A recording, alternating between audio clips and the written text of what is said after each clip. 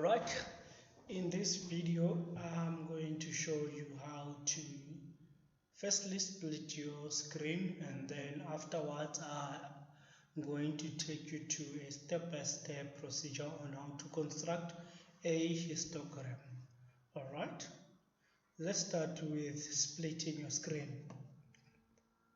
Say you have two files you would really want to view on your screen, and as the next task we would want to have our work side by side for easy reading and following of the procedures.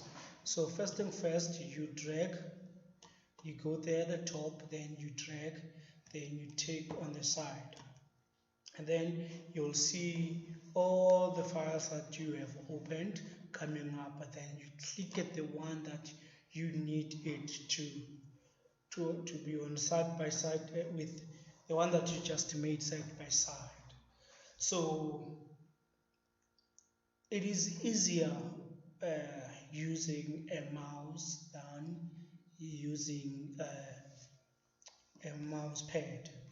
Therefore, I would really recommend that you buy yourself a very cheap mouse in order to be able to do this. Right, so in this video we want also to show you how to construct a histogram. Alright, so first thing first, you open Excel and type the data as given, and you type it horizontally instead of going vertically, because if you go vertically it means troubleshooting any value here would cause you to move 25 steps trying to locate where could be the problem. And then if you're using a bigger laptop with a number keypad, I would really recommend that you use the number keypad, and you need to know that you switch it on by pressing on the num lock, and then if you're having a laptop with an LED, it will illuminate the LED, and if you are using a newer version of laptops that don't have those types of LEDs, it will reflect on your screen especially when using the latest Windows 10. Alright, okay, now first thing first we want to do after typing is to find the minimum value of our data there. So type data and then look for your mini. So here we are looking for a minimum value. So now make it a point that your cursor is at A1, cell A1. Drag down until cell F25. You see that? F25. Then scroll down, close bracket, press enter. Right, this is the minimum value you would find in this data. Then I want you to find the maximum value now by stating equals to max, open bracket, go up again, then drag down until F25. You can see the coordination here. We are at 25, and then we are going to F25.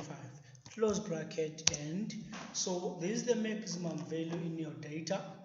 Then we want to now to also be able to find the tallies, but you can't find the tallies without finding these values that are there from 0.1 until 3.8.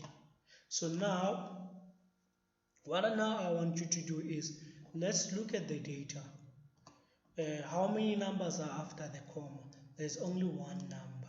Let's look at the incremental, like 1, 2, 3, 4, 5. The incremental happens after the comma, and it has a mixture of the even numbers and the odd numbers. So now you can see that clearly our increment value is 0.1.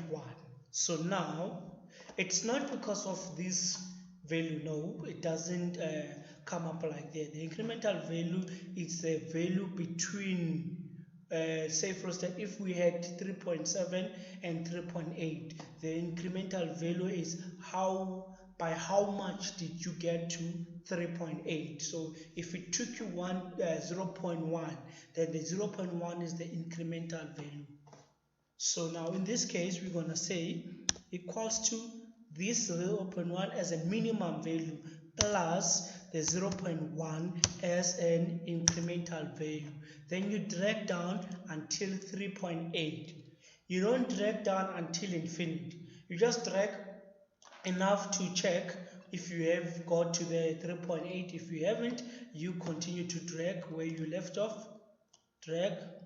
And also make it a point that when you drag, there is this, there is that, and there's this. You use this dark plus sign, not this one and not the white one. Then as you see now, we have our 3.8. Delete the other excessive data you don't need. And now let's come up with a way to find how many values are represented by 0.1. Then equals to count if. So now our range now is here, this one, and then now if your laptop wants you to use a comma, please use a comma. If your laptop wants you to use a semicolon, use a semicolon. My laptop specifically requires me to use a semicolon. As you can see here, this is a semicolon. In between the range and the criteria statement, this is a semicolon. Then my criteria is 0.1. So I need to count how many 0.1s are within the range there. Then press equals to. Luckily enough, there's only one. But remember, if you drag down and you don't freeze the range, look what happens. Let me click here, then let's go up. You see now, we have now excluded 1.5, 1.2 and the rest. Therefore, you need to freeze these two. You need to freeze your range. Do not forget that the range needs to be frozen. Right. So now you would be able to drag down until 0.8. Make it a point that you do count. There are now 150. Look at this 3.5. There are 2 3.5. There are 5 3.3. So now the count this side shows you that these elements, these numbers are 38 in total, and we have the repetitions that are happening there, which are in total 150. Okay, this is what we did so far. Then now I need you to filter. Obviously, okay, filter should be here under editing, filter, then filter. So in a bigger screen it will look like, you see, it's easy to find, filter. Then after that, filter all your zeros. You don't need the zeros, you only need your data. Then come here, sum, you need to find the sum. Yes, we have already seen it, but you don't know after doing this if the sum is still there. Therefore, sum still there, 150. Then we are sorted. Right, and then let's move along. Let's move along. we need to find the range. So go there on top, type range. After range, you need to find your observation, right? You need to find interval, and you need to find the number of bars. Say NO bars or cells, anyhow, right? So you know the range. How we find the range? We say the maximum value, which is max your data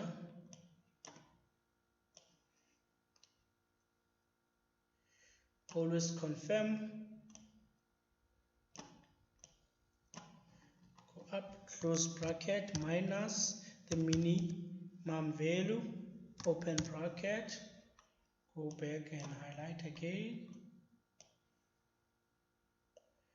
Alright, we've highlighted the same thing, and then make it a point that it is what it is. Then press equals the enter button. So now we've got our range. Let's move along. What is our observation? It's the total count. Count how many observations are there. Count, open bracket, then take the range. Always make it a point that it still corresponds.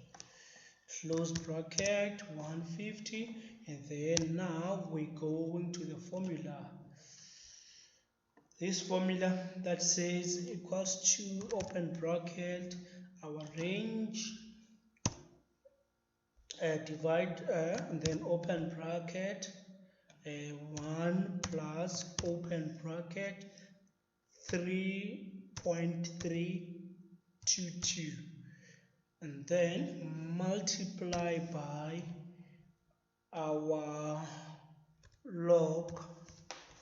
Click on the first log, then after that click on the observation, then close bracket. The first bracket is green to green, the second bracket is purple to purple, the red, and the final one is black to black. Then you press enter. Then to make our life easy, come here under numbers, reduce this to 1 decimal. Then after that you have equal sign, the number of cells is 3.7 over this 0.4, and now we have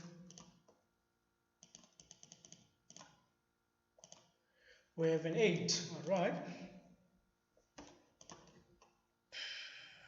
and then now the cell boundary, put it over the three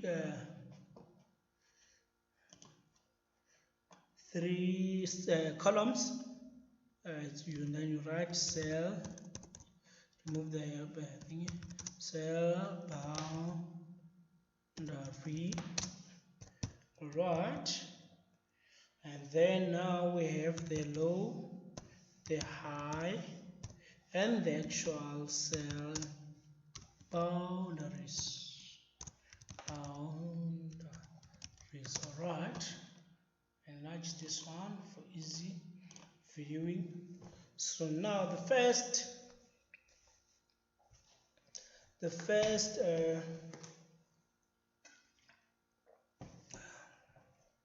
lower cell boundary is equals to the minimum value. Click on the minimum value and go back there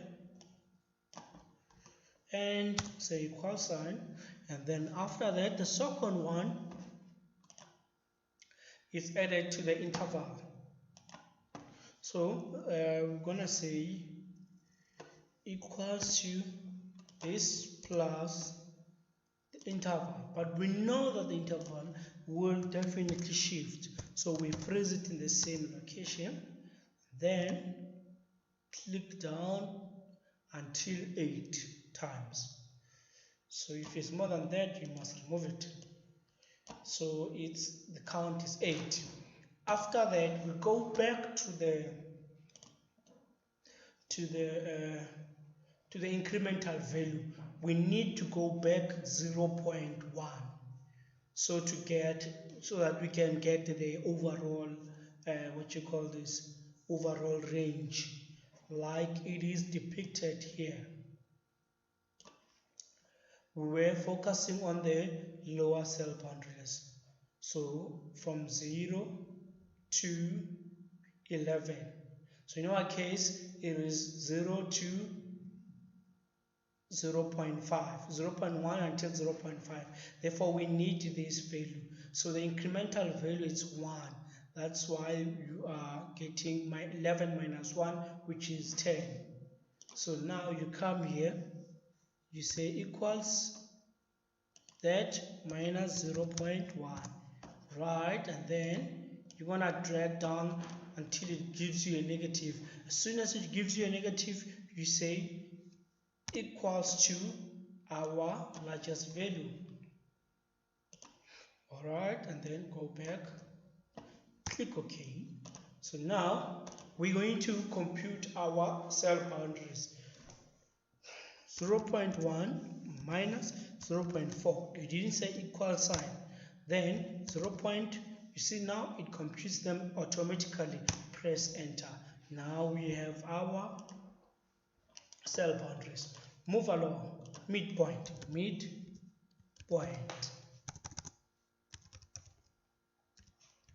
Right. The midpoints are the first. Right. Let's also include the formulas so that we can prove that the book makes sense. Where is our midpoint? Okay, we were here and then that. Then the midpoint. The small,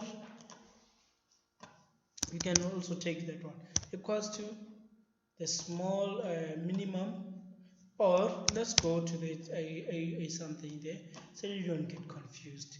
This 828 going up and then plus half of the interval. Right, then the interval needs to be alright, from there equals to, and then now we have the first midpoint. We need to keep on adding on to the interval. Then we're going to say equals to this plus the interval. Then not to forget that here we need a dollar sign. Okay.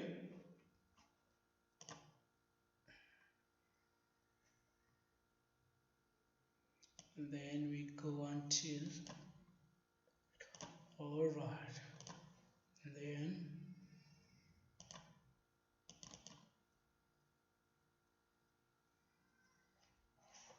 okay, no problem. Yeah, this is correct.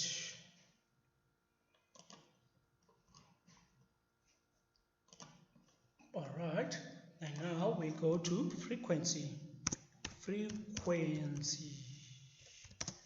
Right, under frequency we have reduced this.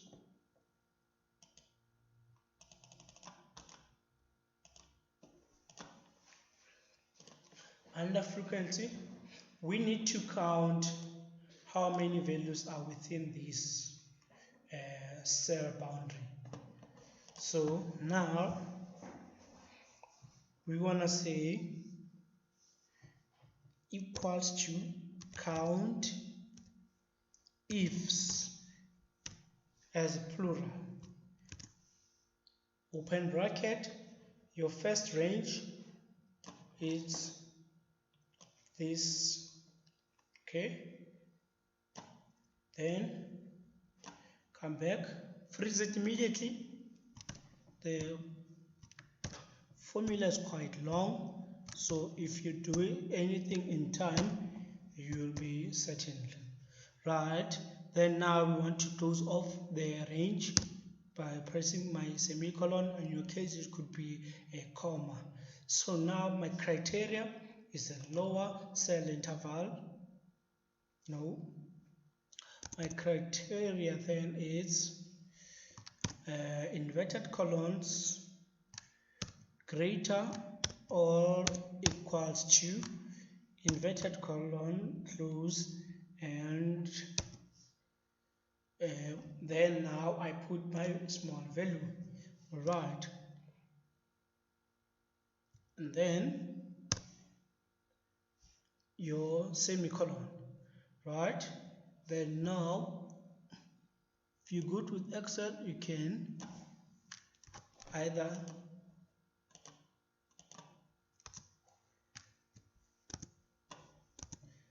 copy and paste that. Still the same thing. Okay, something's wrong here.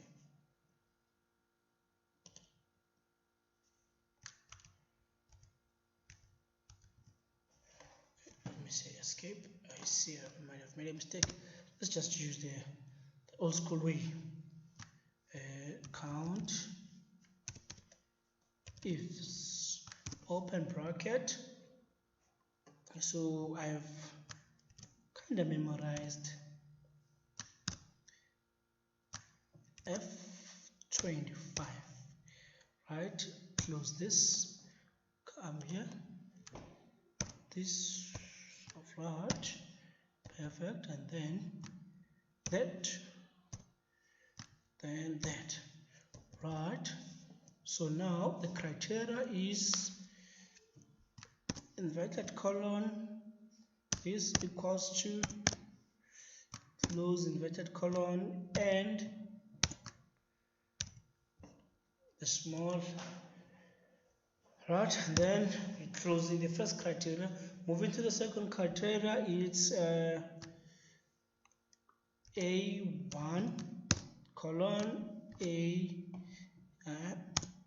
F25. Okay. Then dollar sign here, dollar sign there, dollar sign there, dollar sign there. It's a bit tiring, this formula, but yeah, what can I do? Open inverted colon less than or equals to inverted colon.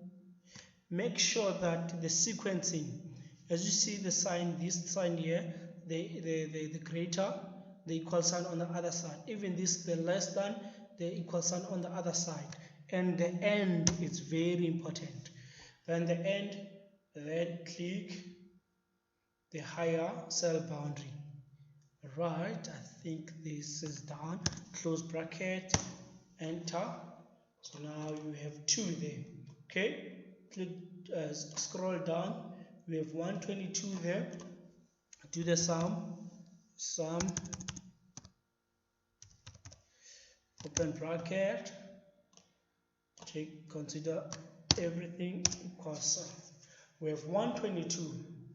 I want you to rewrite these values here, copying these lower intervals, because Excel numbering, it goes until infinity. Therefore, let's see when we retype these values. 0.1, nothing happened with the first one, and then the second one 0.5, right. Something's happening. The numbers went down, and then this is a 1, the numbers shot up, then this is a 1.4.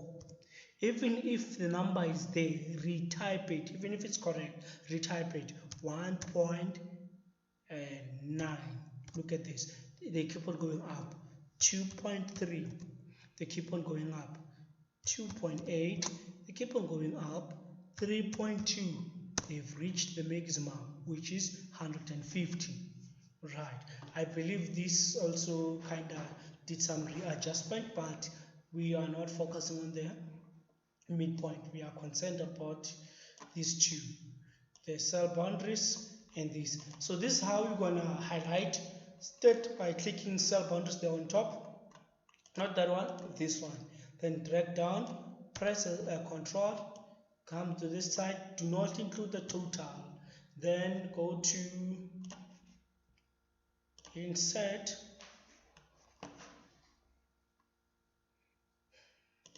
Insert the first paragraph there.